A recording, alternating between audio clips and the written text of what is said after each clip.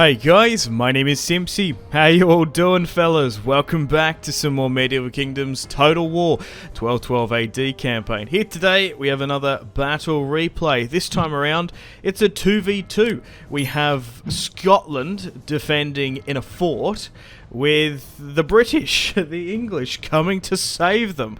I wasn't expecting that one, and the enemy combatants for this battle is two French armies. So if you like the sound of that, feel free to leave the video a like and subscribe if you're new. So I guess the scenario with this one is the Scots are bunkered down and France is going to invade and take Scotland. They usually ally up, the Scottish and the French, but I guess occasionally in history they probably fought each other.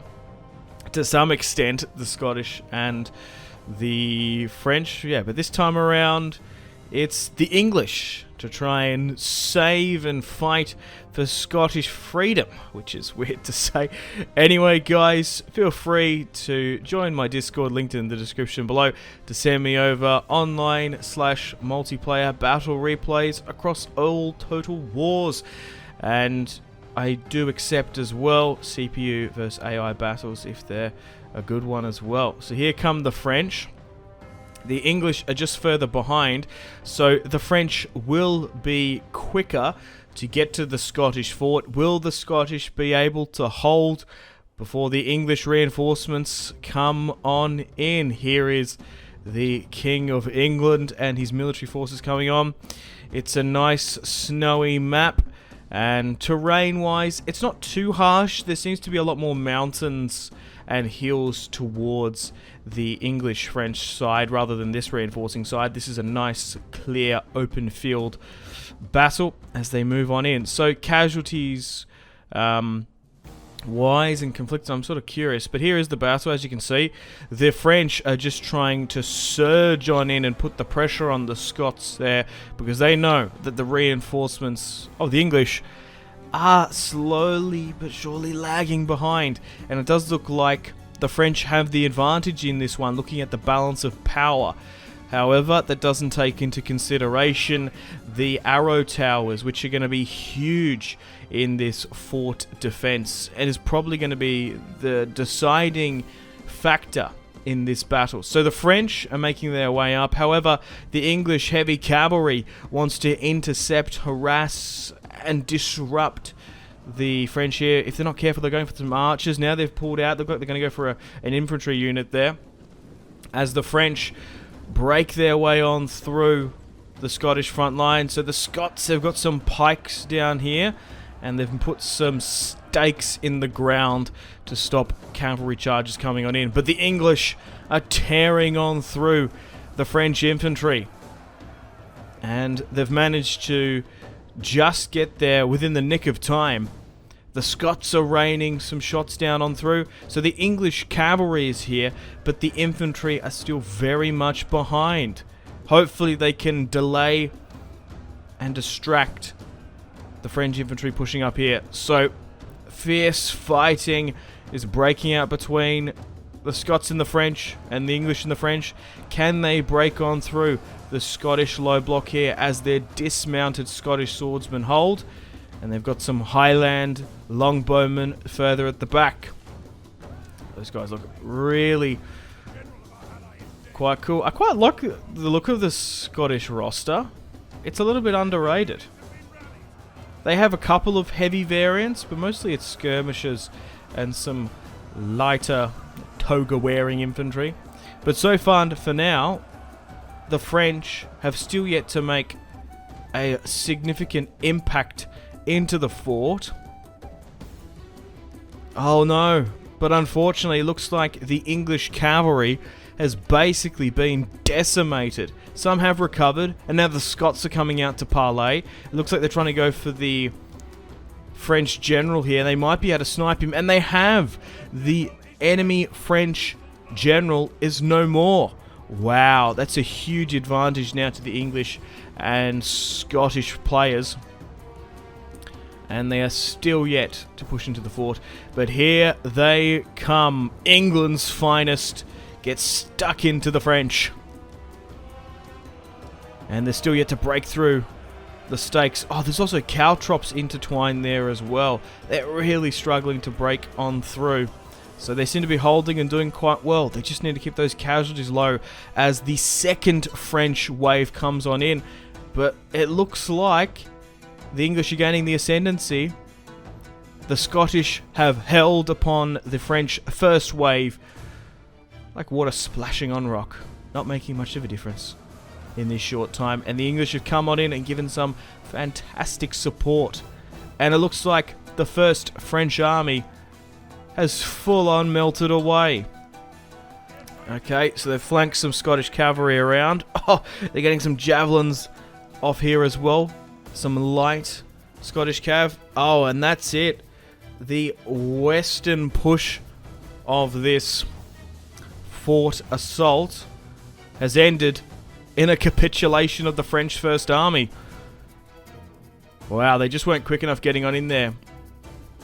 It was a little bit of RNG with the deployment though, I think. If the French were able to unite together and push in one cohesive army into the fort, they might have been able to push on through, but pushing from two sides pretty far away, and with English reinforcements right behind you, it was always going to be a hard task.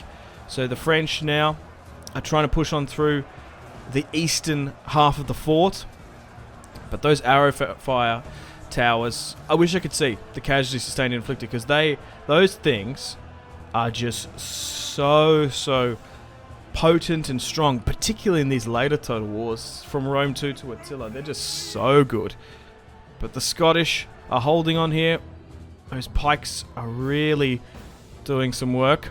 Okay, and the English have made their way into the city, but it looks like the French are really just trying to push on through the two Scottish blocks. So they've managed to flank around with some infantry cavalry as well.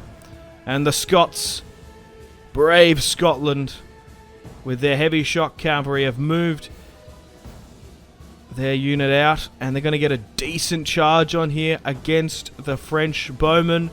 Let's go with a cinematic charge. Oh no, they stopped towards the end. It wasn't just a high octane charge. There weren't bodies and people flying left, right and centre. That's a shame. Actually going to deal with the main host here, which seems to be wavering quite a bit. So they're trying to surround them. It's swung back now to a 50-50. I'm curious to look at the stats at the end of this battle. Oh, so some French and Scottish cavalry are parlaying. And it looks like some of the French as well are stopping the pike assault. Although they capitulated them, they're hitting those others that are routing. Okay, so it looks like the English-Scottish alliance are dealing with the crossbows here. Both sides are wavering back and forth. I think it's going to be a Scottish-English victory, but both sides are wavering and rattling back and forth. It's going to be a super close one, but it looks like it's about a 55% in favour of the Scottish-English alliance rather than the French opposition. But both are holding their own at the moment. I feel like the momentum is with the English as more arrow fire arcs their shot up and over the wall to punish the French advance. Man, oh man, it is such a grind between the open mouths of the fort here. And if the French don't push and get their stuff together, they might not be able to win. Okay, so now there's about a 1,000-man sway. Yep, that's GG. I think she's all over Red Rover. That's all she wrote. Oh, they've actually buckled there, the Scots, but they do have men in reserve. The French have pushed on through, but I think they've just suffered too many casualties in the end here. And the Scottish and English, with their bowmen, are just hitting that cluster of Frenchmen from multiple vectors of attack. Look at this, they're hitting them all over the place. Although they finally broke on into the fort, it was just at too much of a loss by the look of it to really make it count.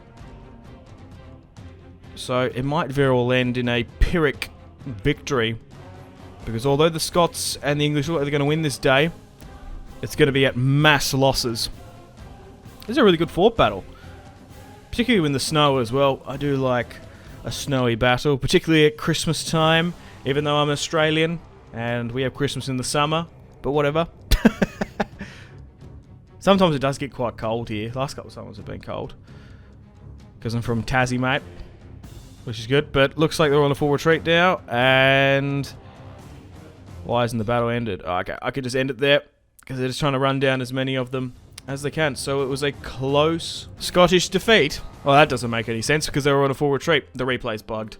Don't take any notice of that. The Scottish and the English clearly won. As you can see, the French were fully capitulated and retreating. Maybe because they just ended the battle replay there. Sometimes they bug out here and there. But anyway, it was a really good victory for the French and the Scottish. That was a good one. That was a really good fought battle. Once again, another Medieval Kingdoms 1212 AD banger. Anyway, thank you very much for watching. Hope you've enjoyed today's video. Happy holidays, and I'll see you in the next one. Unfortunately, it's time to end the video here. Thank you very much for watching. Check out my social media links in the description below if you want to stay connected with me. I also want to say thank you to this month's patrons and channel members: Victor K, Sebastian C, Jordan K, Caesar L, Brian S, Tao, Lion B, Kyle P, Tom C, and White P. My name has been Simpzy. Much love from Australia. I'll see you in the next one. Goodbye.